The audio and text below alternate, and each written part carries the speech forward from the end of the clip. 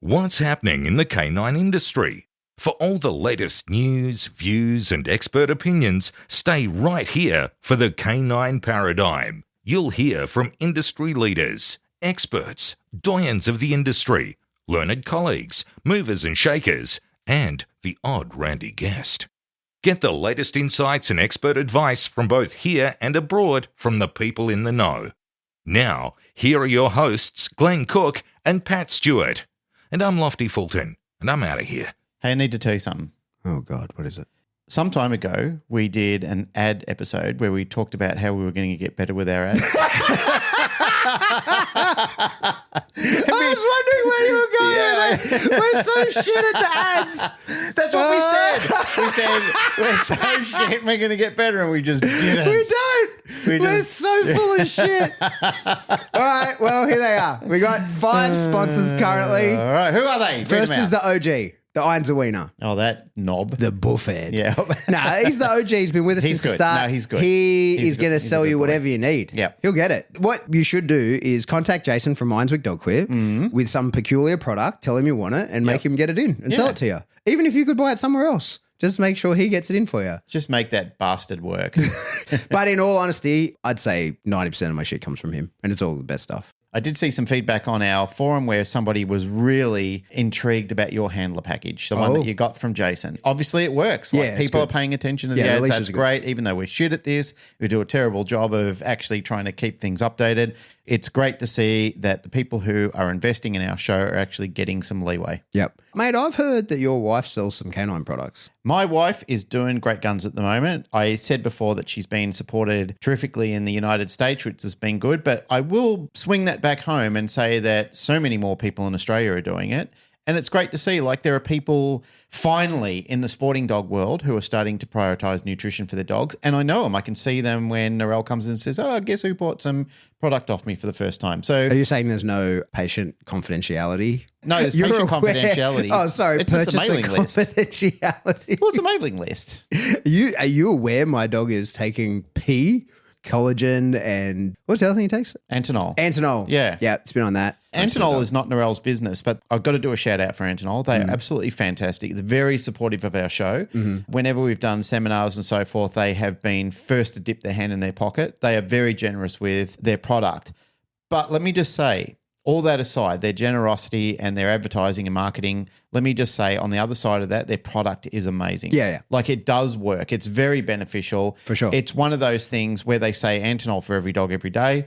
I totally agree with that. Narelle has even supported that. When people have asked them about her product, she says the 2 things that I would absolutely give to you is Antinol and her Gut Protect formula. Yeah, right. Gut Protect is like her holy grail of like her the whole flagship range. of the range. This is not me market talking, okay? Because This is an ad. This is an ad, but this is not me doing marketing. But we've already pointed out we're shit at ads. I know. Of all the things that she sells, and she sells some killer product, but the one thing that she does sell, which I absolutely agree with her, every dog should have this product, is the Gut Protect. Really? 100%. It's nothing that they need for being sick. It's something that they need to do just to maintain great gut balance. Okay. And gut balance is like mental health. It's one of those things that you absolutely want to get control around. So products like Antinol, great for every day. Gut Protect, great for every day. There's other products that aren't even related to hers called Rosehip Vital and stuff like that. Absolutely fantastic for dogs to be on every sort of day. But I know there's other people we need to talk about. If you want to learn more about Narelle's products, go to our website, canineceuticals.com. I think it's You'll figure it out. It's .com or .com.au. It's one of those. No one types that shit anyway. Everyone just Googles it and then goes, just Google it. You'll find it. Hey, Yeah. George Kittredge, I reckon we should get him on the show. We should have George Kittredge on the show. Yeah. Not only is he devilishly handsome, but he's got a fantastic, one-of-a-kind product that I've never seen replicated anywhere in the world. You and me were getting a car ride by him. We got to see the prototype firsthand. And then his bike got stolen with the prototype on it. did. Remember that? Yes. Yeah. But anyway, George has Rowdy Hound Dog Box. And so it's a crate that goes on the back of your motorbike so that your dog can go everywhere with you. And it's cool as shit. It's a great idea. You should totally get one. Tailored Canines in Canada. Yeah. Do you know that Taylor from Tailored Canines is hosting Jazz Whiting later in the year? I do know that. Yes, I saw the ad. Very good. Yep. Not only is she doing great stuff with her Tailored Canine, her training business, but she's also getting a fantastic trainer over there to help with her tailored training. She is. And finally, Barbara de Groot, the sugar mama from the Heart Dog From Training. the Heart Dog Training. Just fucking throws cash at us. Just supports the show. God bless her. Yeah. I think later on in the year when Narelle and I are over doing a seminar with Melanie Benware, Barbara de Groot is coming over. Wonderful. I think she has put down a like, and I said, you better come, sugar mama, and she gave me a thumbs up. So hopefully she's going to be there and I can give her some love to repay us for all the kindness and support that she's thrown at us and ask nothing in return. All right. That's our ad. Yeah. That one's good to go for at least another 4 years. You'll hear from us then.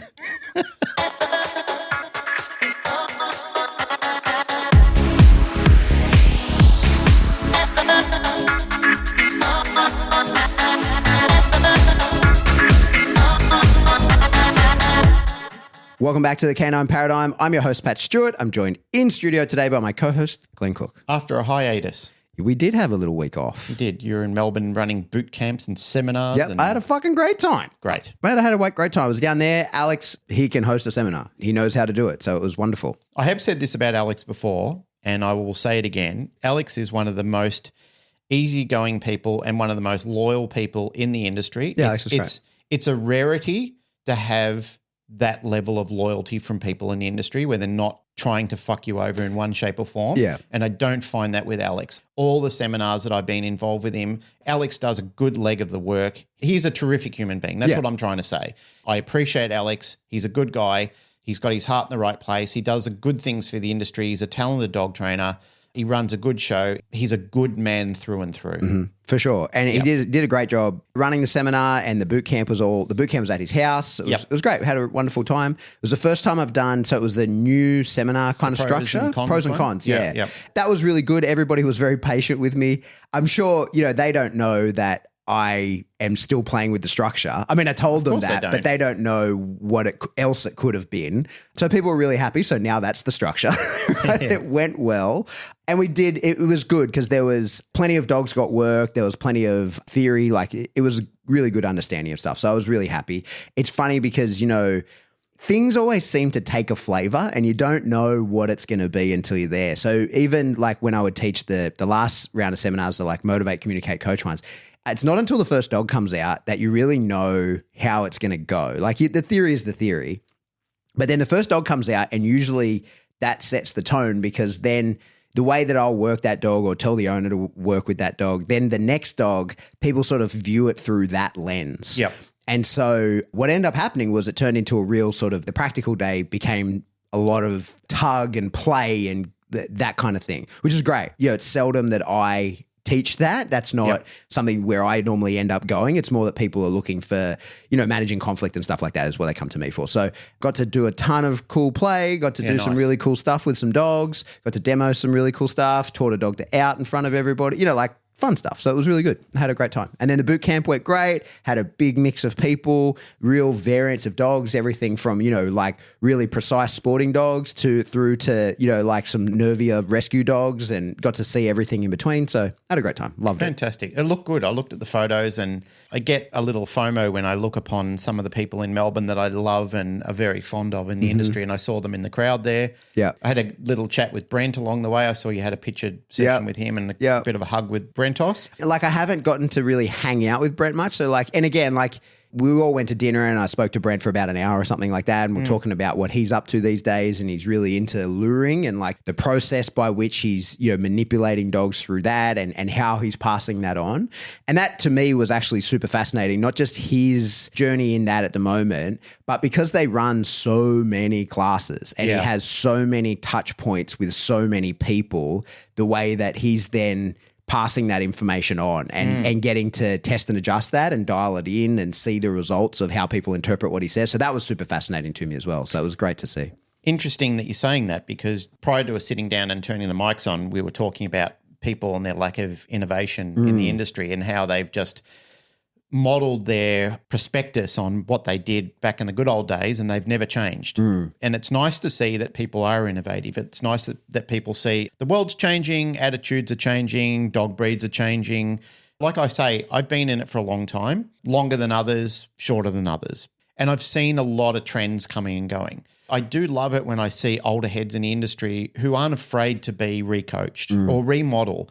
There's a good saying is don't change for change's sake, change for a good reason. When there's reason to do it, then you need to adjust what you're doing. If the wind is not blowing in that direction and your sail is still up, you're going to be sitting in the water. You're going to be pedaling dead ground.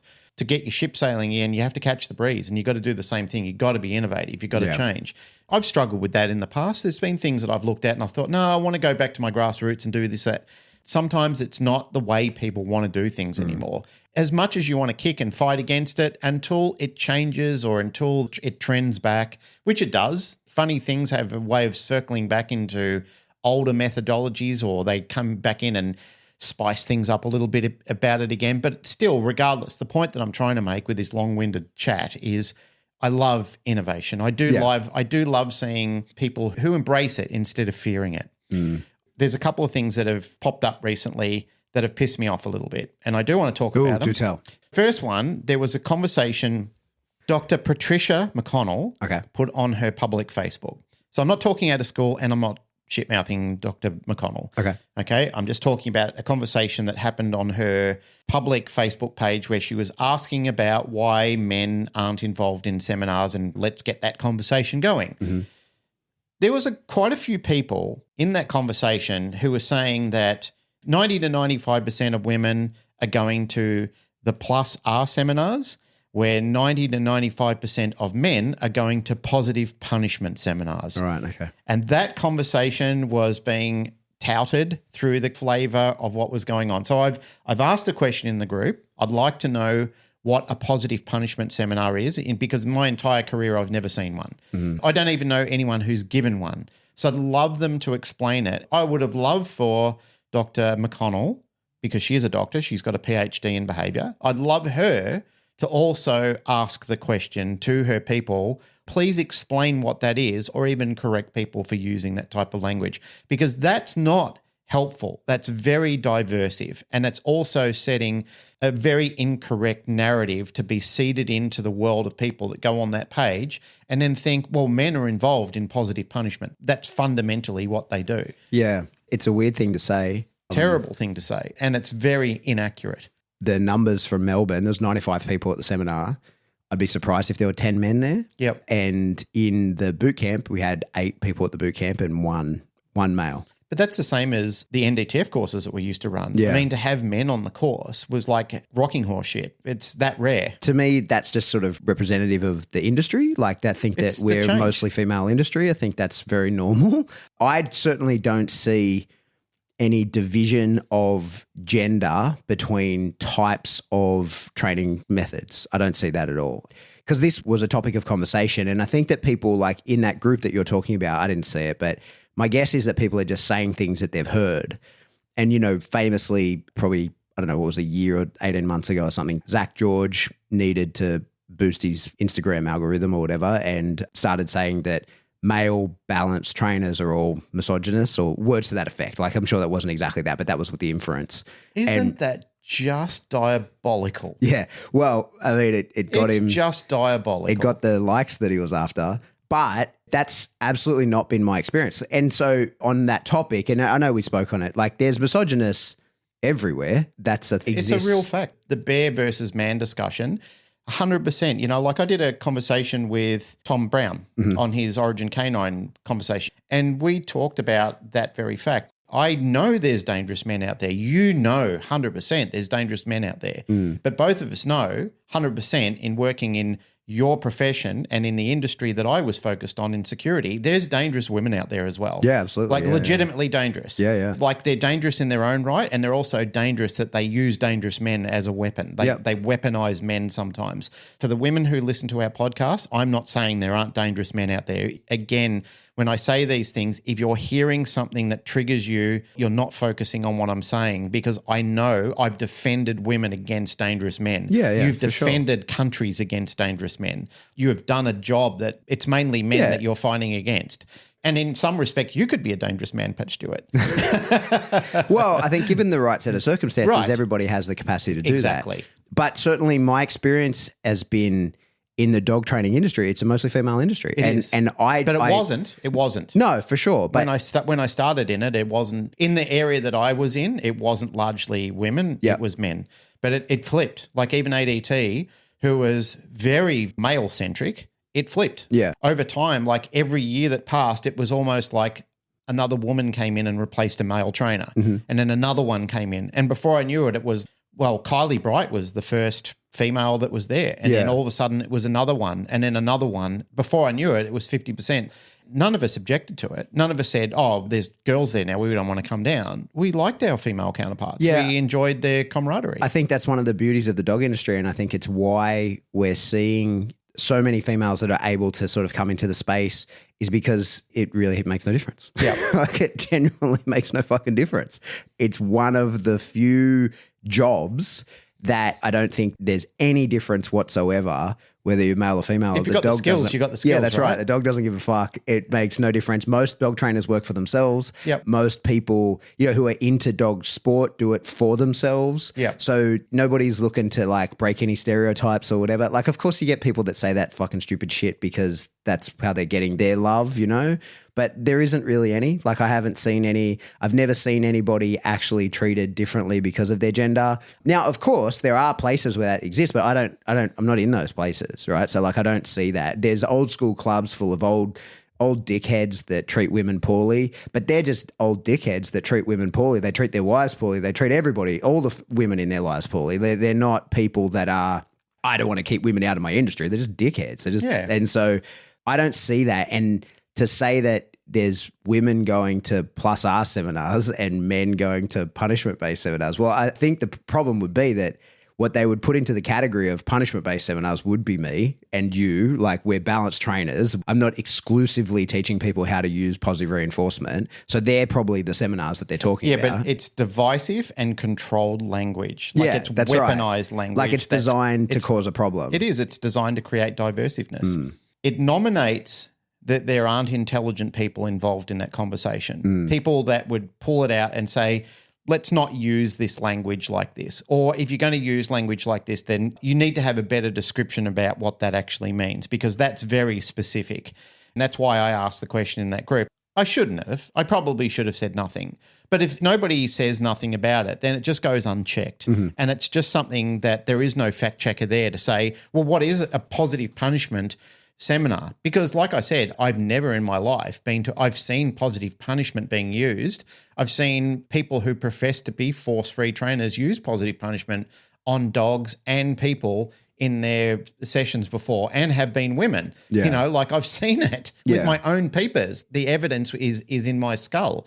There was witnesses involved in those sort of things as well. You can't deny things that you're actually seeing, but just that diversive and secular sort of language once again is pulling us apart from each other. Especially now, as I've said, you've said, colleagues in the industry have said, we need each other more than ever. There is a movement against us, which I know we're going to talk about further into the episode. Yeah, well, before we go into that, like I'll just sort of summarize is that in my experience, and I train with a lot of people and I meet people where they're at, right? So like usually if somebody's coming to me, it's because they think that I can help them solve a particular part of the puzzle, and that part of the puzzle is going to involve their current training techniques. And so, I train with and help people that are across the full spectrum, from full-blown force-free trainers that I can add value to and help them with what they want to do, all the way through to fairly old school trainers that I am often trying to sort of be like, hey, but we need to bring around some motivation into this.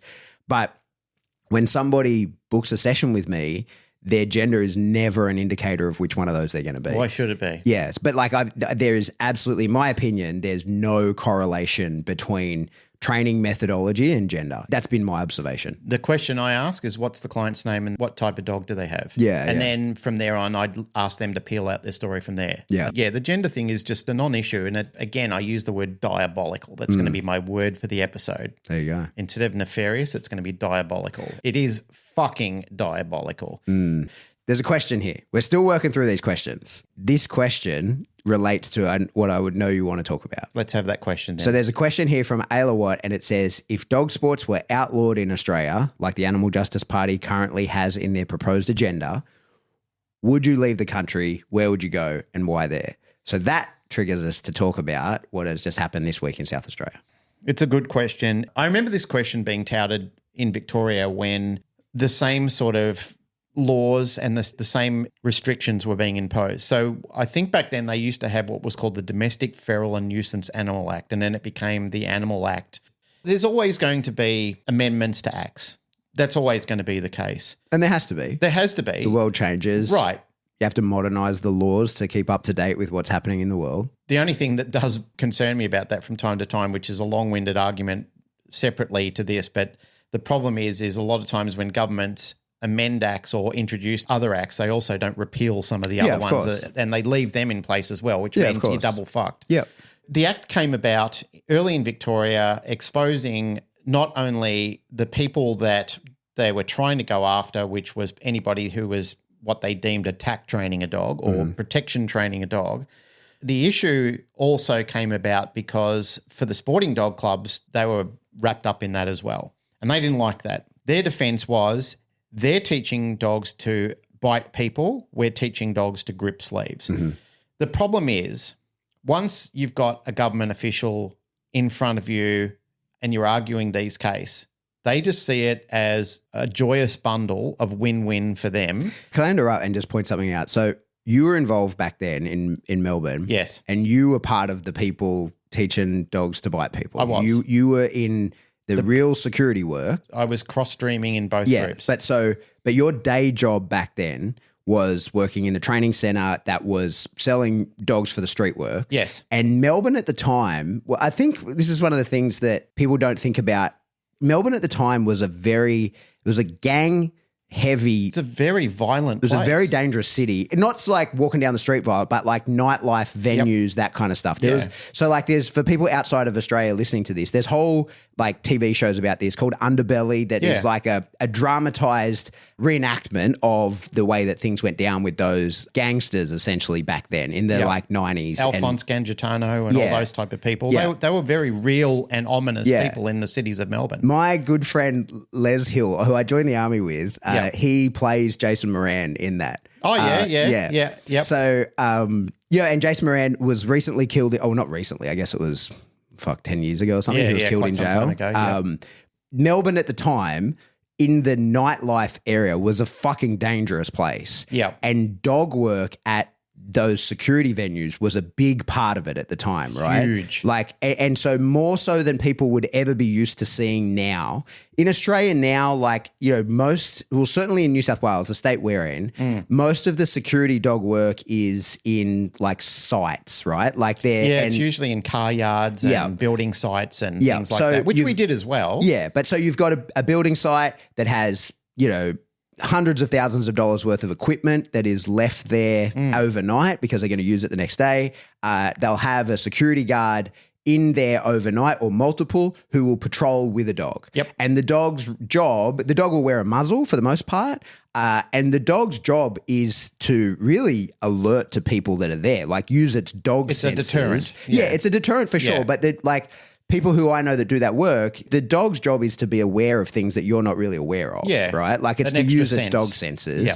And then if need be, for controlling people and whatever, the dog would sometimes be bite or muzzle strike or whatever. Yeah. And so you were heavily involved back then in that work of the training of those dogs and the doing of that stuff. And you've told stories on the podcast before about like there were full riots at the docks one time, wasn't it? Like over wharf stuff. That was the Patrick Stevedore dispute that was going on in Melbourne, and that was out of control. Yeah. So this is not something we would expect to see in 2024. Yeah. And especially now because like people just get caught doing that shit. They got all the facial recognition shit. You could do all kinds of dumb shit. They're going to come find you 3 weeks later. Like you're getting caught. But back then that wasn't the case. No, they were shooting at us. They were throwing huge fireworks at us and all sorts of stuff. And that was a pay dispute, right? Like that was the guys who unload the docks were on strike. Yeah, the dock workers. And then they brought in like what they call scabs, like people who were willing to do it for the less money. And, and you were protecting those people so that the fucking ships could so that the ships could actually be unloaded, right? So Melbourne could continue to trade. Yeah. Okay. So fucking carnage. Yeah. And you guys at that time would use dogs like as a deterrent and crowd control and all that kind of stuff. Yeah. And if you didn't, like, I think one of the really important things that people overlook when we talk about dog work in security work, and you see this with police, you see it in the military less, and you certainly see it in security work, is we live in a litigious society. Yeah. People know I'm going to fucking sue you. You touch me, I'm suing you, blah, blah, blah. You're going to lose your security license. And so people know that for the most part, you really have to push a security guard's buttons before he towels you up because it's going to go to court. It's going to be a whole disaster. Yeah. But the dog doesn't know that shit. The dog is just like, hey, I'm going to bite whoever I'm told to bite. I think that the human being, we still carry a fear of the wolf out in the darkness at the edge of the perimeter, right? And so when someone lights their dog up at you, you kind of rethink like, oh, hang on, I don't feel like getting fucking chewed up by a dog. And so dogs in security work and police work, their main job, I think, is to look like they're going to fuck people up and then have the people go, I choose not to be bitten. I don't want that to go down. I will comply. I'll be a good boy. Legally in Victoria, and I think Australia-wide and probably worldwide, a dog is seen as the end spectrum of the use of force continuum. Yeah. So it's kind of parallel to a firearm. My experience overseas is that's not so much the case. Probably not like that because I can't talk about laws that I'm unfamiliar with. But in Australia, it's similar to drawing a gun. You take the muzzle off the dog, you're then going like, hey, unholstering your firearm. Yeah, I've gone up the use of escalation of force. Right. Even back then, even when I was doing it, and security with dogs and even with people was so loose back then. Like it wasn't anywhere near as litigious as what it is now. When those new acts came in, which is good, there was a lot of terrible things happening in security and in nightlife and so forth in Melbourne. But you needed hard people back then because the world was hard. It was dangerous in Melbourne City back then. It really was dangerous. When I was talking to Tom about this, I've told these stories to people of recent. And because you're an older person now and you're not the person you were back in your youth, I've told people and people have sort of looked at me and they've like rolled their eyes like, oh yeah, you know, good one, old man. But they weren't there. They weren't fucking standing on that ground when that shit was going down. And there's people now who talk hard. They would have been filling their pants with shit if they'd been in those sort of situations. It was terrifying, some of those nights. Like, well, I think people should watch those old shows, right? Like, because that like Underbelly, I think, was a pretty good representation of how dangerous those areas and those people were in those days. Well, right? they were targeting each other largely back then, and it was when the drug trade sort of started kicking off. And it's nothing like it is in America, but it's still there. You know, like there were bikies roaming the street and causing problems and havoc. And that's right. So hang on, because of so much of our audience is overseas and in US based, it's important to point out that while people in Australia do have guns, and back then, that was probably pre-Port Arthur or immediately sort of after. It was not long after. It was all happening at the same sort of time. Right. So Port Arthur was the massacre that happened in Tasmania that resulted in the massive gun laws changes in Australia. But in Australia, the chances of you encountering someone carrying a gun, a concealed handgun, are very fucking slim. Oh, yeah, very. Like very slim. And if you get caught carrying a concealed handgun in Australia, especially if you've got a round in the chamber, you're fucked. That is a level of intent to hurt someone or commit a crime, like a gun-related crime. Yeah. That's a fucking very serious offense. It's very serious. And I mean, that's long-term jail. Yeah. So with all these gangland crimes and violence and stuff, it was mostly non-gun related violence. Like it's super unlikely that anybody's going to pull a gun on you, right? Not impossible. Of course that it exists, but not likely. I've told a story before, and a lot of these times these conversations don't really come up in civilized conversations. The reason I'm peeling all this out of you is I'm trying to frame the situation of how dog sports got banned in Melbourne and what the reality of the situation was in Melbourne and why. There was a time where I was working on site and we were doing an after party. It was for a celebrity. It was a movie that was released and a couple of celebrities came to Australia and they were doing tours around and we were following them around Melbourne and doing the security for them. We had a very strict guideline of who could come in and who couldn't to this after party. So we were in Docklands for a night and there was a private and closed party going on. This dude rocks up. Like he pulls up in a very impressive sports car and he goes, I'm going to this party. And I said, nope, sorry, you're not on the list. And he goes, go and get such and such. And I said, I'm not your lapdog, mate. And I said, I've been given this list. You're not on the list. You're not coming in. He goes, yeah, I'm coming in, mate.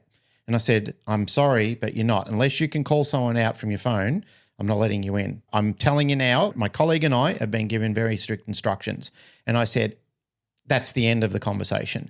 He's dressed nicely, but he's also wearing a gut bag, which to me was just a recipe for, like for problems.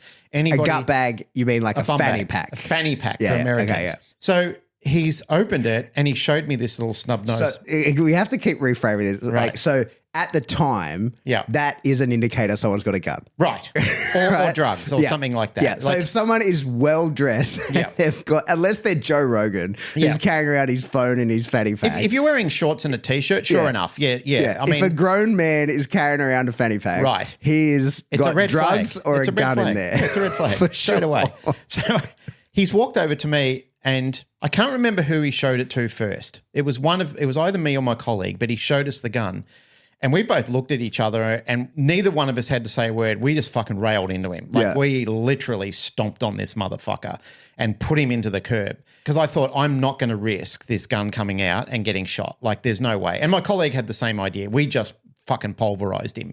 So there was a little bit of kickback over that, but nowhere near what he got. Like the police swept on him. And you know, like I was in and out of court. So was my colleague, you know, like we had to give evidence against him and stuff like that. And there was some heat on us for a while over shit like that because he was connected and we had to call in some favors to... His name was meant to be on the list.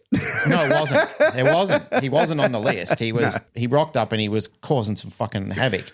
But I kind of thought to myself, I don't care who you are. You've threatened me with a gun. Yeah. You know? So that's not a thing in Australia that happens commonly. So that's why dog work at the time was so integral and it was considered a force multiplier. Yes. It really kept everybody safe and everybody safe. It kept the security guards safe. It kept the people within the venues that they were keeping safe. And for the most part, it probably kept the would-be aggressors safe because they look at it and go, hey, me and you can fight. I spend a lot of time in the gym. I'm a pretty good fighter. I'll be able to get at least I'll be able to do some damage to you and you'll do some damage to me. Yeah. But when you go, hey, but I have this dog that will bite you, people tend to go like, I don't want to get my arm badly bitten. Like, I'll see you later. Well, there were a lot of times on my own experience working with my own dog that I'd walk up to, you know, some pretty cagey situations and people would just disperse. Yeah. They'd just see me walking up and Harley was not a fuck around dog. Yeah. You know, he was a big motherfucker and he was, even though he was one of the most lovable and cheerful and biggest clown dogs out there,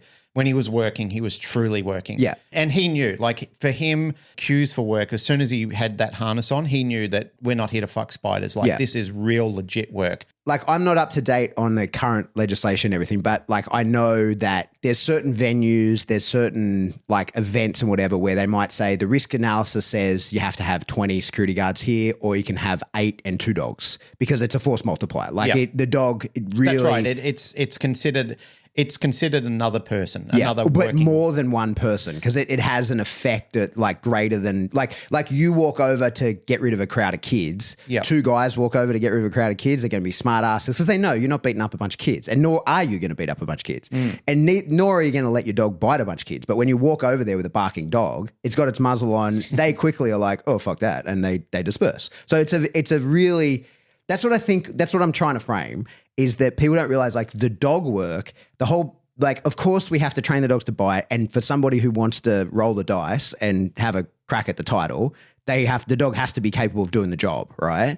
But for the most part, the point of having a dog is that the dog diffuses the situation. And also there's plenty of evidence for this as well. Like you see it, there's plenty of videos, I've shared them plenty of places as well, where people who are having a meltdown, you know, like I sympathize a lot with both sides of this. Like I understand, I've never been a cop, but I was in the army. I've worked with a lot of cops. I'm fairly familiar with the idea but you're of talking to people in villages, which you're going in and out and searching. Yeah, and so I've forth. been the authority figure carrying a gun, right? Yeah. And I also understand that sometimes people are having the worst fucking day of their life and their whole world is melting down and someone calls the cops on them while they're having an actual panic attack that looks like an aggressive outbreak. And now that whole situation can fucking explode.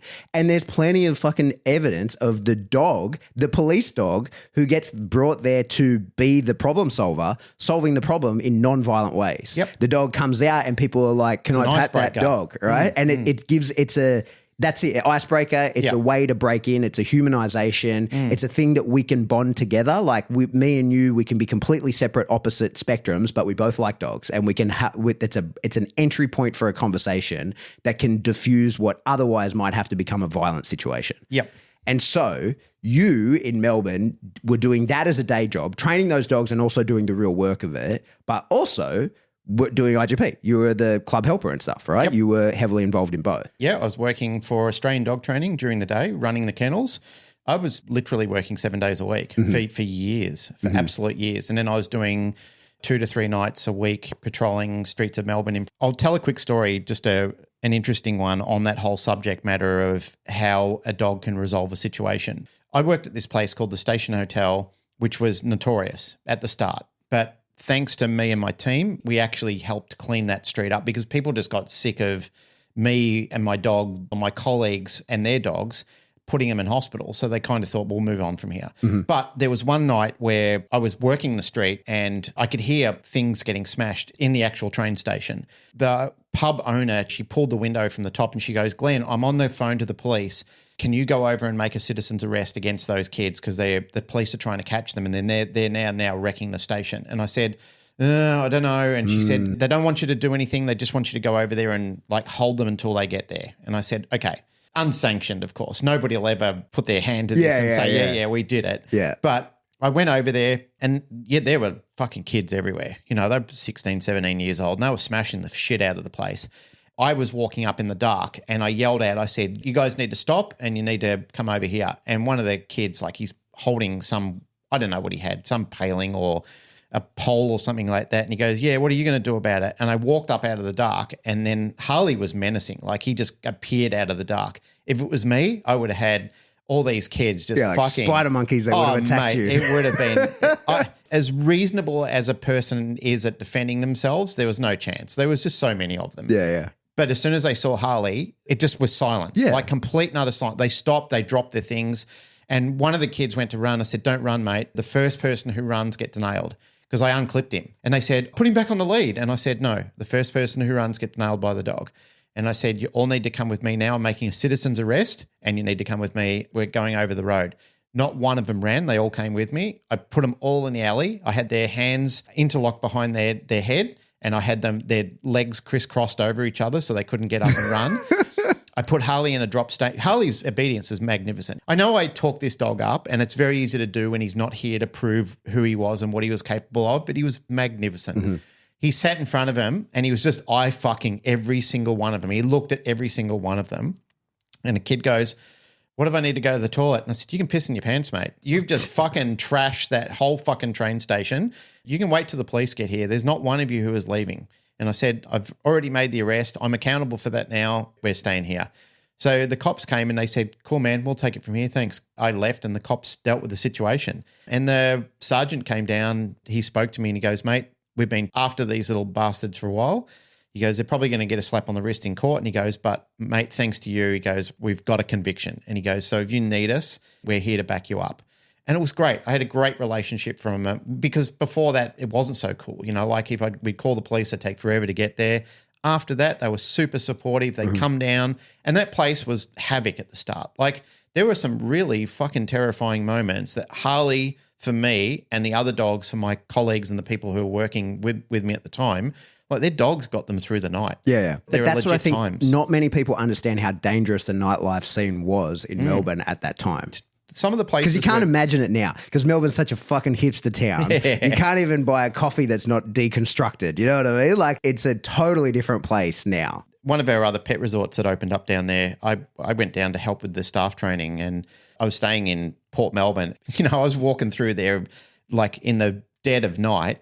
And those old days, you'd never dream of doing those sort of things around Footscray and Brunswick and Port Melbourne and those areas like that now. But it's such a trendy area, you know, like it's so different. It's just incredible how much it's changed for the better, you know. And I'm not saying this I'm not putting, you know, like certainly my flag shit up there, but thanks to me and the men and women like me in the police, in the private sector and so forth, who did go out and fucking patrol those streets and, you know, like did put our personal safety on the forefront because there were fucking dangerous times there. There were times where I was genuinely scared for my life. I tell stories of there were nights where it was getting so out of control. I could feel my heart beating so hard. I thought it's going to crash through my fucking ribs any minute. Yeah. I was so adrenalized and so full of fear. Like I thought this is not going to end well. Like this night is not going to go the way I planned it to be. And the Station Hotel was one of those places. But now I've been there again since, and it's a different place. Yeah, it's a whole different thing. Anyway, we're so far off track. But it comes onto the chopping block that we want to ban bite sports. How did that even come to be? Like, what was the catalyst for that? Or ban bite work? The problem is, and this is generally the way that I see it, the problem all starts when the clubs start insisting that ANKC aligns themselves with some of these registrations where they want to have them on there, and then they reach such violent opposition from these people who have got the ear or even have politicians who are involved in dog fancy groups. So once they get their neck out of joint and then they start realizing that this is going to change things up and also it's going to cause problems for me with my breed, they don't want these sort of things. So it ceases to become a logical argument, which I agree with the sporting dog groups. You should be recognised for your sports. You should be allowed to have them on your titles. But you're fighting against a deep-rooted old club of old boys who don't want to change and have got the ears and the experience with political parties. Nowadays, it's different because we're literally on the back foot against welfare organisations and the Animal Justice Party. They've made it no secret that they want to come after us. You know, like it's just a fantastic opportunity for them to gain ground when these things start rising up again. But back then, allegedly, I'll say the word allegedly, that's where the trouble started. That's where the spark ignited. And that's where the Domestic Feral and Nuisance Animal Act became the Animal Act in Victoria, creating a lot of problems with anything to do with dogs biting anything, to the point now where dogs aren't even allowed to bite wedges in Victoria because it's deemed you're training the dog to be aggressive or training the dog to bite an object, which ultimately is being held by somebody. It's so convoluted and so stringent the way that they've put it all together and placed it all together. And none of us thought that Melbourne would be the place that happened. Yeah. Melbourne was the Mecca for dogs. Melbourne was the Mecca. Melbourne was very liberal how things happened. There were no bans on prong collars. There were no bans on electric collars, remote trainers, whatever you want to call them. You know, whatever you want to, however you want to politicize it. Shock collars, whatever you want to say. There were no bans on any of those things. There were no tail docking bans back then. As much as I see the necessity for revision in laws, and I love that laws are consulted with even balanced people, none of that happened. Yeah. So the problem for all of us is we're excluded from those tables. We're excluded. It's exclusive to a group of people that's always led the narrative for all of us. We're just excluded from those conversations and those talks. It's like when the Palaszczuk government started the banning against prong collars in Queensland. The minute I heard that, I knew it was over. Yeah. Kirsty and Brittany and their colleagues up there who are involved in fighting that prong collar fighting it and trying to resolve. You and I behind it. The community was behind it. A lot of people really led their weight against it. And I didn't want to be a negative Nancy. I didn't want to be that sort of person who just said, this is not going to work. I think I did say those words at one point in time to Kirsty. I said, you have to understand that there's going to be a very unfair disadvantage here because these governments, they're not fighting for us. They're fighting for themselves. The perfect way that it's been explained to me, I'm sure that I've said this before, but it warrants saying again. Political parties trade. Yeah. So all they're doing is trading off to get their way effectively. Yeah. So if something that's happened to a minor party is affecting the way the major parties are doing their trade, what they do is they go to them and say, all right, well, I need your support. What am I trading with? And they will say, you need to make sure this collar ban goes ahead. You need to make sure that that happens or else we will not back you for what you want. We're not going to give you our vote. So the major party, they couldn't give a shit really, but now they do. Now it becomes political to them and they're weaponized against it. So once that happened and once that came up, I thought, well, this is the beginning of the end because these people are treacherous when these sort of things happen, these politicians. They're not to be trusted. As you can tell, I don't have a lot of faith in politicians. I know there are good politicians out there. I've met them. I've spoken with good politicians before. But I've also seen and been involved in the room with politicians where they're just turncoats.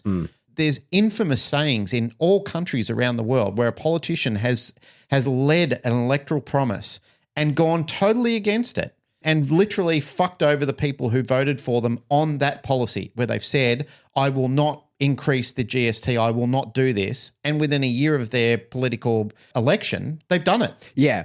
And it's a lie. It's a fucking publicised political lie. Look, I think that the problem with that sometimes is like sometimes there's good reason for changing your mind. That's one of the issues. So like a lot of politicians the reason they're allowed to get away with that shit, right, is because you can always then say, well, I didn't know then what I know now.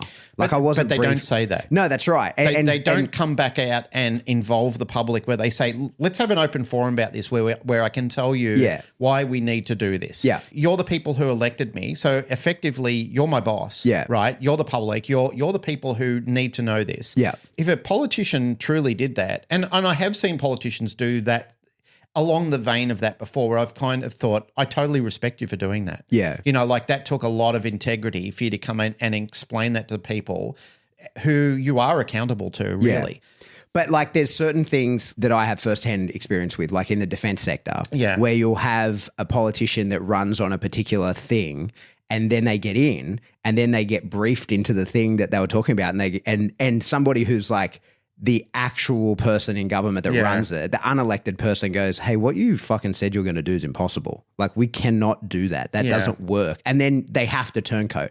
And so you've explained that really well before, and I totally agree with that. And, so and I didn't before because I didn't understand that. Yeah. And so, but those circumstances exist, but also the straight lies also exist. Yeah. Where they never had they were never going to see it through. They just said that to get it in. Yeah. But the reason they have to have that grace of like, we can't hold you to any of these election promises is because you haven't seen the books yet. Until you're elected, you don't know what the fuck is actually going to happen. And that's what like I think is interesting, not to become political, but everybody in the world should be. We're kind of watching the US election a little bit because what happens, like their next election is really going to be very important for the rest of the world. That is going to... It always is. Like, yeah, it's going to have a very significant effect on all of us. Yeah. You know, it depends on what fucking wars we get forced into. Is that like, you look at someone like Bobby Kennedy who's running, who's like, his policies are pretty broad because he's like, well, until I'm in, I don't know what the fuck, like, I need to see the things. Like, I don't know, like, I can't tell you exactly how some of these things are going to go. I don't know which master I'm going to be serving. Yeah, like I'm not briefed in. I'm not briefed into the compartment, so I don't know the fucking answers to this stuff. Anyway, I digress. Back to what we were on about. Back to the topic. So you were involved in the real bite work side of things. Yeah, before muzzles had to be imposed, Yeah. I was working the street. We were involved in dog bite situations. Yeah. Even as I discussed with Tom on his podcast, like it wasn't advocated that's what you go out and do. First and foremost, your job as a security officer or anybody involved in any sworn or unsworn law enforcement, your job is to protect the public. Yeah. And I had good mentors that explained that to me. You know, Boyd explained it to me. Jeff Carthew, who I worked for, explained it to me. Like they said, don't create liability. Yeah. You know, before liability became such a litigious issue in Australia, it's always been in America, but Australia never followed suit until recent times. But back then, I didn't go out with the intention to fuck people up. Yeah. I went out with the intention, I'm not trying to sound corny, but I wanted to serve my community and protect my community. Yeah. And like your gun, your baton, your dog, they're not extensions of your ego, right? Yeah. They shouldn't be. They're tools to assist you in doing your job. In and your upholding job your is role, to, you know, whatever you're commissioned to do, it's to protect infrastructure, assets, people. Yeah. But so you're doing that. You're also involved in the sports. And we've talked endlessly about how dogs in bite sports are like the most highly trained dogs getting around, right? The dogs in security work have to be fucking completely stable, right? Because you're like on the door. You're with talking to people. Yeah. Like people, So like it's not like the crowds of dog is people just are walking around you. It's not like the dog can just be an off-tap killer, right? Like that doesn't work. It doesn't function because you're the doorman. You have to be letting people in. You're not holding the door with the dog. Okay. Like a doorman is a legit doorman. Like you're but you're part of the team. You're part of the team. You're, so you're in and coordinating. amongst the people who you're protecting with that dog who has to be stable enough to identify all of that, and he's not a liability. He's not biting people on the hands because they move their hand fast, and he's not being aggressive to people because they're in your way as you're moving through a crowd. The dog has to just be a part of the group. Then we've talked about it ad nauseum. The people who are doing bite sports, these are our pets that we're playing with these your games families. with. Yeah. Like my dog lives in the home. He sleeps right next to me. I've got a 9-year-old and a 3-year-old, or just about. And he's in the house with them. He's a totally safe dog. It's not like I afford him the same luxury I would afford my Springer Spaniel, who's safe in the home.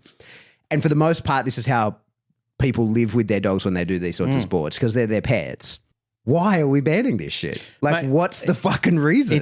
It's the question that, and again, people like you and me are excluded from these political discussions. Yeah. Because when we're talking about this, we can provide evidence to the contrary. Yeah. The issue is we are not the people causing issues with dogs, right? Like my current that's why we're excluded from the conversation. That's right. But like we're the real dog experts, right? Like we're the actual dog trainers who train dogs to a high standard. You, me, many others throughout this country and the world who are the people who can really read a dog, who actually know what's going on and are capable of training a dog to do these kinds of things. The majority of people who are professionals in the biting side of things also are doing sports as well because it's their own outlet to demonstrate their own capability. Yep. So I work with police and military all around this country and parts of the world. But the only reason they know that I'm capable of doing what I'm doing is because they can see me handling other dogs. I can't film any of that shit. I never film anything when I'm working with police or military people. Yeah, because it's personal. And that's right. It's public. It's not for public scrutiny. The only way I can let people know around the world that I'm capable of this is by filming what happens at club and showing like, hey, these are my club members. Or when we talk about it on the podcast in general. Course. Yeah. So we're never consulted and there's never actually a reason that we're happy with, and I say we with a capital W, right? Like not me and you, I mean the collective of people who fit our profile. Yep. There's no reason that we can see why any of these things should be banned.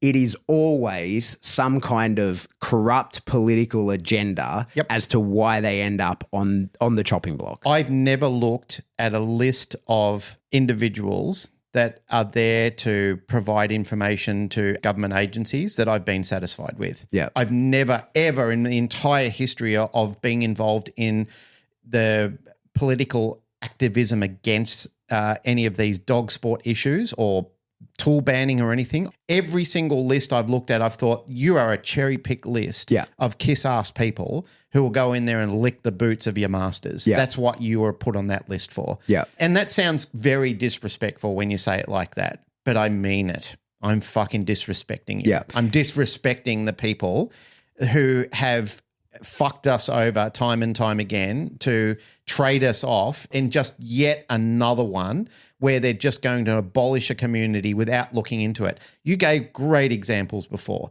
I've never in my time seen any of the sports dogs in any of the sports that I've been involved in deliberately go after anybody at the centre. I've never once. I've never seen it. Now, I know there's always going to be your rogue dog out there that's going to do that. And it's like when you go looking for problems, you'll find them. Yeah. You always will. That narrative exists. You can find any fuck up that you want to.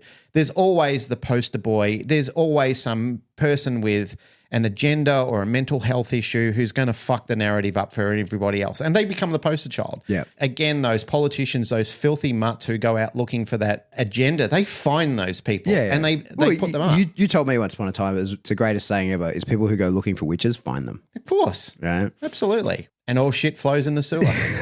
One of your best. So here's the thing.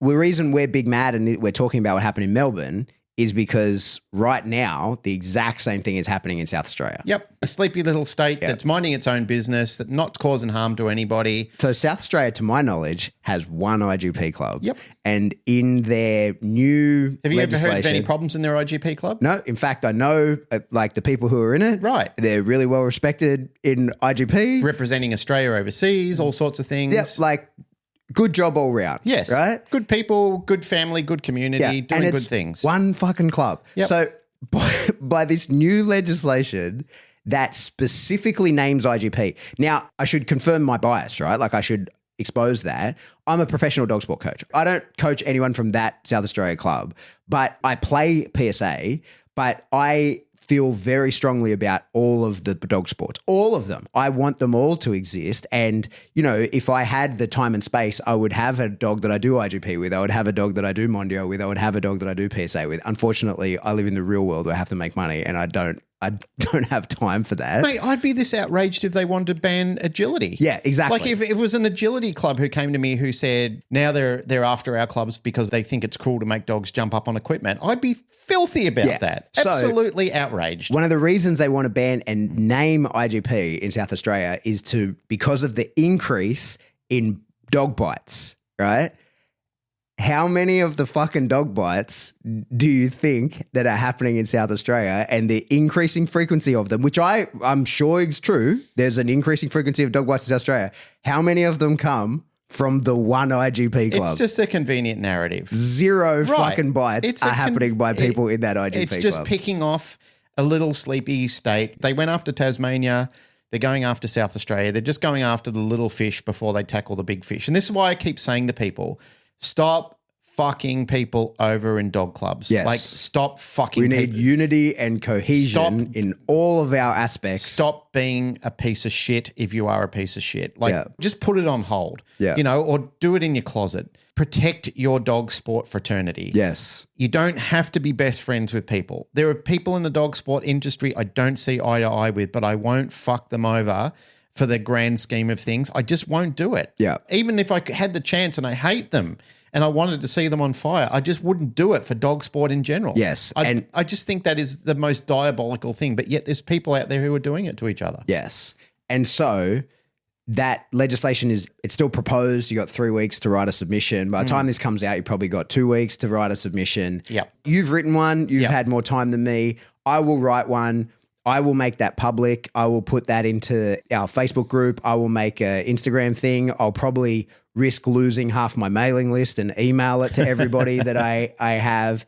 And it will be an outline of my submission, not necessarily my exact one, but it'll be like a template of this is what you should use. Everybody needs to, if you don't have the time, the know-how, the ability to write something like that, go to openai.com or whatever the fuck their thing is and log into ChatGPT and say, change this, like give it your details and have it change it sufficiently to be you. That's still a worthy submission. That's how you do these things, right? Like you don't have the time, energy, and space, but you just tell the machine how you want the thing written and the relevant details that are yours. You make the submission. I use it regularly when I want to clean up my language. Oh, all the time. Yeah. And looking at me right now on my screen is a submission that I did for the last time this fucking came around. Yeah. Same deal. I wrote it, but then I put it in ChatGPT and said, fucking make this better. I'm a meathead. Make this sound like I'm not a meathead.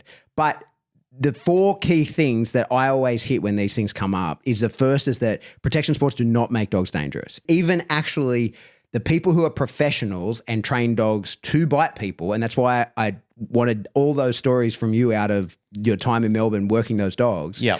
They're not dangerous dogs. And mate, to be honest, that's a minimalistic account of what happened in Melbourne. A minimalistic account. You know, like there's so many other people who've got so many stories about things that happened. Those dogs are not dangerous dogs. Those dogs who are trained to bite people, but they are biting people under extremely controlled conditions. And the biting of those people is in those people's it's lawful, interest. It's justified. Yeah. It's in the preservation of protecting and serving the community. Yeah. When you were talking about before with the counter to that, like every night, and I'm talking every night, after work when I was working at the Station Hotel, which was a great place. And that's why they wanted people down there. They're sick and tired of being fucked over by drug dealers, by criminals, by people coming down there and trashing their hotel. It was a husband and wife group that was sick to death of every single night having liquor licensing come down there and beat up on them because people in the community were out of control in that area. Here's the point. Here's the kicker. Every night after I finished and clocked off, I'd go in and Cherry, who was the co-owner of the pub, would have a steak ready for Harley. And while the band was packing up and we were all sitting around doing pack up, Harley was off leash running around, playing with people, just being a general dog after he'd been patrolling the streets. His harness was off. He was allowed to be a dog again. And he was just mucking around inside and everything was cool. Yeah. And that happened for years. Like while I was down there, that happened for years. So my point is that while in the security side of things and the actual, like, not sport related, right? Like this is we're training dogs to bite people for realsy. Those dogs have to be controlled. They have to be the type of dog that is stable enough to not just go off at a hair trigger because of whatever, right? Because they're moving amongst things. People who do this professionally. And I know that some people, probably not any of our listeners, but someone's been sent this, is thinking, oh, no dog should be biting anyone. Well, the fucking alternative is human on human violence, right? And that often goes way it's worse. And especially if you're dealing with some drug affected person or whatever, the alternative is some security guard who has a life and a family and all that kind of shit having to fucking juke it out with some guy who spends all day in the gym and is a monster. And carrying a weapon. Yeah, and is more physically capable than him and able to do these things. So having the dog as the situation that makes that not going to happen, and if it has to happen, it happens more safely, is very important. 90% of the people that my dog bit on active duty were carrying an active weapon at the time. Yeah. 90%. And that would have been in me had I not had the dog. Like I told Tom, the very first time that I ever encountered violence on the street, a guy broke a bottle against the building. He stole a full bottle of whiskey behind the counter. I asked him to put it down. I was very polite. I said, mate, look, I've caught you. Put it down. I'll take it back in the pub. And he goes, fuck you. I'm going to stick it in your face. And he came at me and I froze because it was the very first time I'd been on that street sort of situation. I didn't expect real and grievous bodily harm to take place. I just didn't understand that was real. That was the first fucking encounter I had. Now, if it hadn't been for my dog, I don't even know if you and I would be having this conversation, whether I'd be scarred up or I'd be dead. Because that man meant what he was going to do. Yeah. And Harley intervened and stopped it from happening. Yeah. And I wasn't in the frame of mind to comprehend or understand what was going on. My dog saved my life that night. Yeah. So if it wasn't for him in the action of protecting the community and me against somebody who intended to do grievous bodily harm to me and had other intentions, I don't know where we'd be right now. This conversation probably would not be taking place. I don't want to dramatize it, but I was scared for my life when I realized, and I still have genuine real today PTSD from that encounter. Yeah. And so the other few things to keep in mind before we do a wrap up is that the protection sports, as well as the security work, require the most stable. The average dog that's capable of doing IGP or PSA or Mondio ring or work the streets is nothing like your home pet. It is so much more stable. It is so much more courageous and capable and like a more well put together because we have a standard we have to meet and we hold breeders to account. We say to breeders like, hey, this dog doesn't have the nerves that I need. You need to breed better dogs. You know who's not doing that? People that buy their pet quality German Shepherd that ends up a nerve biter because they never actually do any training with the dog and they got a very thin nerve dog. But don't worry, its back slopes in the way that some judge likes it to slope, right? I just want to tack this on to the end of it, and it's probably a whole conversation, but I'm going to try and limit it as much as I possibly can. Andrew Clark and I see quite a lot of people, and I've been seeing an extensive amount of people at the moment for dangerous dog assessments. Mm-hmm. Dogs that have got genuine counsel orders against them. To get one of those dogs, pretty much, it's got to have bit someone or something, right? It's got to have done something. It could just chase you in the street. The Act compiles a list of regulations on how a dog can be charged as it could be a nuisance, a menacing dog, or a dangerous dog. It escalates there from what actually has to happen with the dog. Council even has the right within a certain amount of time to seek a destruction order against your dog if they believe that the dog is truly dangerous. I've been doing this for a long time. Like I've gone to court for people. I've helped people. I'm not legal. I'm not a solicitor or a but you've been lawyer, an expert witness. But I've been a subject matter expert. That's what I'm called for, is to go and talk about what I've seen with the dog and canine behaviour. So I've been cross-examined. I've been on multiples of that, especially in Victoria. There was a barrister I was working with and we were just backwards and forwards on cases all the time. So I'm doing that a lot here at the moment. It's been escalating at the moment. Mm-hmm. There's a group of good people other than me who have proficiencies in these areas. They're very good with what they're doing. They're diligent. They have an understanding of the law. They can put some good wordage together because they've actually got knowledge on their side to be able to count what they're seeing in the dog and then be able to portray it to counsel first. And then if it's required, go on to defend them in court. Mate, disappointingly, there's people out there.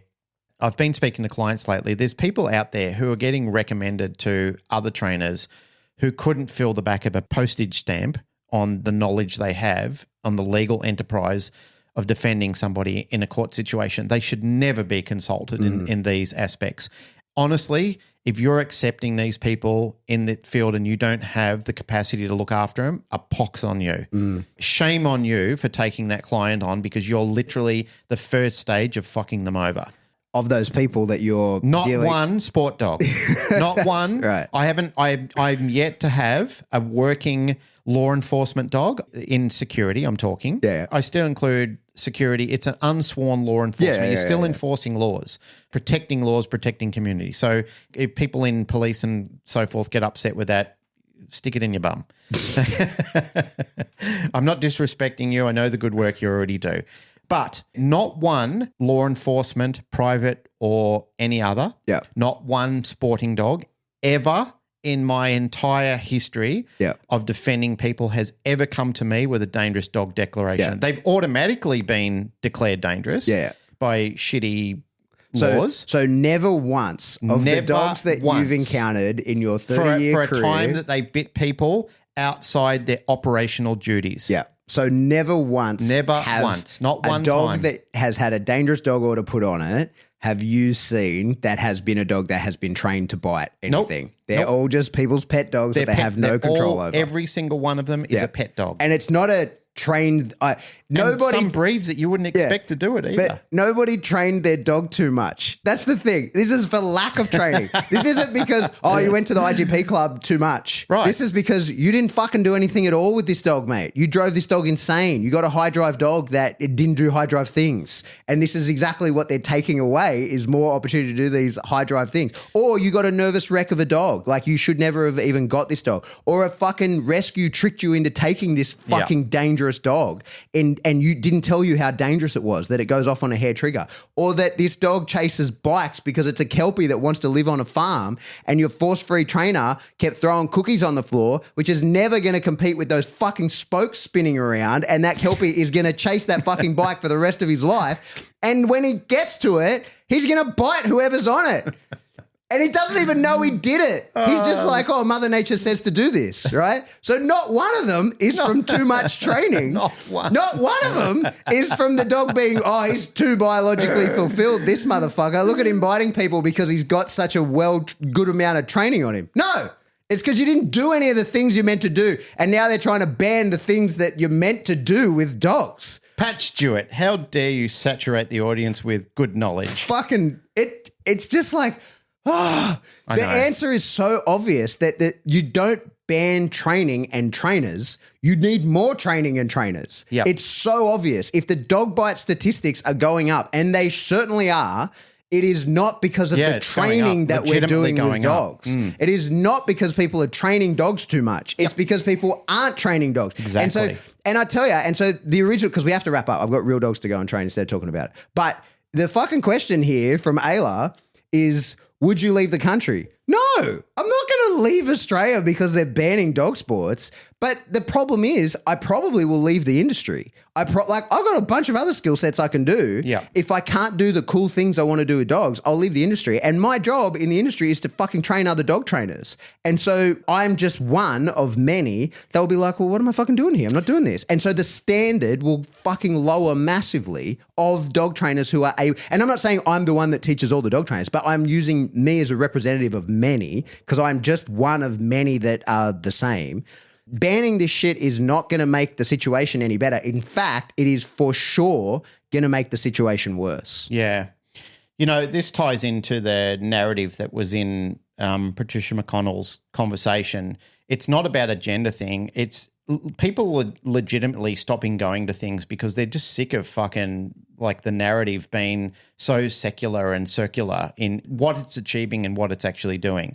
It just seems that common sense is being ejected from the conversation in so many circles. I'm not saying that of Patricia McConnell. I've got mad respect for her.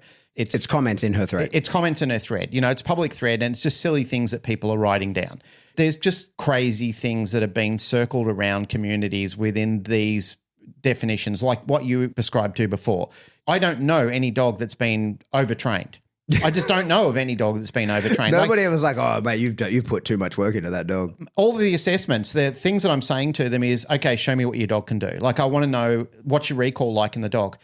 Every one of these dogs has no recall. Yeah. And when they recall, even in my Skinner box where I take them with, it's just me and the dog and them, the dog still won't come back to them.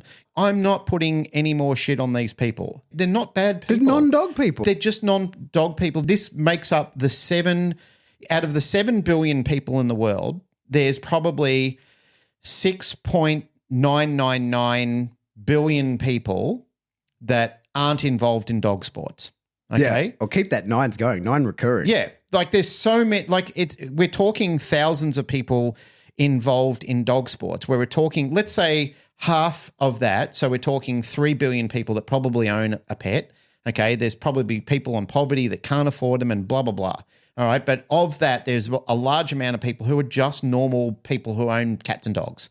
A lot of these people, some of them, once again, are in very high levels of poverty where they can't afford training. They can't afford to actually go to training.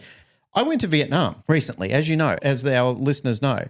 There were street dogs out there who were better behaved than street dogs. They were amazing. I was walking in and out of shops, having coffee with locals in Vietnam and with the crew the amazing group that I was over there with. And there were dogs running around. You can tell they haven't had training except how to be street smart. Yeah. They were fucking awesome. Yeah. They were amazing. They were so placid. There was a couple of dogs that would chase us on a motorbike and yapped after us and having fun doing it, but none of them bit us. None of them came after us. None of them did any of these things. Now, I'm sure that they've got problems over there. I'm sure that they've got their own issues. I'm sure they've had dogs biting kids and all those sort of things, but it cascades into a problem that it's a lack of education on domestic dogs. Yes. It's the domestic dogs that are biting people. It's the domestic dogs that are really causing a problem. It's people who aren't accessing training, who aren't prioritizing it, who only come to you when a problem has arisen. Yeah. That's the problem for the vast majority of these. This is where our government needs to focus on. This is where our welfare group needs to be focused on. Yes. You're cherry picking information. You're going after slim pickings. You're picking on the wrong type of people because it doesn't fall within your narrative. It makes me think that all you're trying to do is control your market. And that, if that is a case, that is so fucking disgusting and shameful. If that's the case, as a vast majority of people who are electing governments who look at people in positions of power, we really need to be doing more about the people who are serving our greater communities and are looking into changing and modifying laws. To be complacent and apathetic about it is on us. Yes. Every time I see things that a politician is doing that drives a narrative against us, I think, well, shame on us for letting that crooked person manipulate that law to affect so many of us where we're sitting there staring at our iPhones and not being a part of such an important conversation. It is weird how much corruption we just accept. Oh, it's terrible. Like when you look at it, it's very strange. Yeah. Back in France, people in society used to go to guillotine for fucking the communities. Yeah, over. yeah. Kings and queens used to get their heads lopped off. Yeah, imagine that. Well, mate, maybe we should be talking about things like that because I think it would drive people to think twice about being crooked. Mate, the funny thing is, we need to wrap up, but they're bringing in laws like that in Australia. Not that they're going to fucking guillotine you, but selling secrets type laws. And instead of pointing at the fucking people who are doing it, they're pointing at people like me. You know, like now they've just brought in a new thing that former special operators cannot have an overseas employer because they're worried about you selling secrets to whoever. But meanwhile, fucking politicians on their unsecured phones, they're fucking corrupt. Like we're seeing it. But I'm not allowed to have a fucking foreign employer without getting special permission to do so because I once upon a time held a top secret clearance. That's why I've got mad respect for what Friendly Geordies were doing when they were exposing politicians. And, mate, they left no stone unturned. Yeah. When a politician was wronging them, like they would leave no stone unturned. Yeah. And all of these people had skeletons in their closet they did not want the public to know. Their corrupt dealings, their favoritism that showing, their misguided community funds that they were putting in other places. We, as a community, are very capable of digging into the life of some of these people who are representing us and saying, you better be clean. Yeah. You better be fucking tidy. You better have your ducks in a row, mate, because, you know. So like, someone who has time on their hands should probably look into things in South Australia. Absolutely. You should look into your politicians. You should see who they have to be who's accountable. in positions where and how a How did this direct come to ban be? on IGP came to be. Because Exactly I think right. there'd be an interesting story that would be told. I'm confident there will be. And with that, I'm wrapping up. Can you imagine in time when people listen back on this episode and say, why did this come about? These two whingers.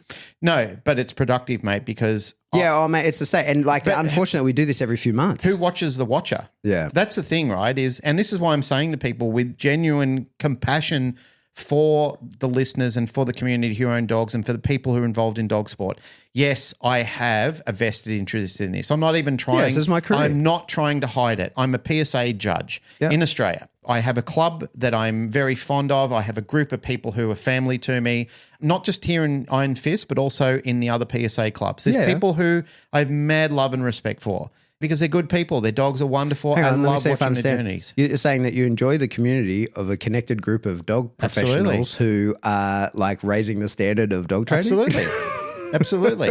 And I always have. I've always marveled at their integrity. I've always thought how wonderful these people are for bringing their families along, you know, like having their children at their events, having their neighbours come down to the events, having their mother and fathers coming down to these events. Yeah. And not once have I seen an outbreak where the dog has gone rogue and started chewing up the community that I'm involved in. Nice. Yet I've been down to dog shows where I've seen dogs breaking out and busting loose and biting people in the crowd and so forth. Again, I've seen that with my Opa. It doesn't happen all that often. I'm not going to say it happens every single time, but I haven't seen it at a dog sport conference, but I have seen it in other areas where things have gone pear-shaped very quickly with just pet dogs who are there to show how beautiful they are. Again, please don't make me think I'm shit-canning dog show people because there's some really good dog show people out there as well. Yeah, of course. Yep. Anyway, I digress. Hey, that's it for another episode, Canine Paradigm. After that big rant, you just want to thrust a fistful of dollars into our Patreon account. As always, if you like the show, like, rate, share, subscribe. Do that through whatever subscription you download us from. Yeah, if you want to support the show, Patreon, that's the way to do it. Hey, guess who's coming to Sydney? Michael Ellis. Yes, and Barbara de Groot. Oh, really? Yeah. Okay, cool. She's coming with Jason and Liz Visconti. Like on a holiday, or are they? Well, I think they're coming out here doing a seminar. Oh, cool. But Barbara de Groot is coming to Sydney. We've got to get her on. Let's do that. And she'd love to catch up with us. Yeah, fuck yeah, let's do it. So I think we're going to try and plan a dinner or something. Yeah, amazing. Let's do it. All right. So, Barbara, we look forward to that. Yeah. For the rest of you, if you want to support the show, best way to do that is Patreon. You can jump into there. A few bucks a month gets you a giant backlog of dog training information that you could use to better yourself as a dog trainer, as well as new things going forward. I'm always trying to find cool stuff to put into there. I go live in there once a month. You could get into that and ask me questions. That's pretty cool. I like doing that. In fact, I need to set up a date to do this month's one. Yep. As well as if you want to support the show, you could buy some cool merch. You can do that through Spring. There's links in the show notes and all of that. You can get a cool t-shirt. Always love it when I go to a seminar and people have our gear on. I signed one recently. Someone asked me to autograph their hoodie. Did Gentleman they? in camera. Yeah, it was. Isn't that lovely? It was quite the treat. Yep. I wrote a little note to him. They don't ask me that. They just say, get away from my hoodie, you fat bastard. So you could do that. If you want to get in contact with us, best way to do that is to jump in the Facebook discussion group. There's lots of information there. You could group source some really cool info. Have a search through that group. There's actually, it's been around 5 years or something like that. So there's a lot of actually really good information in there if you were so inclined to go looking for it.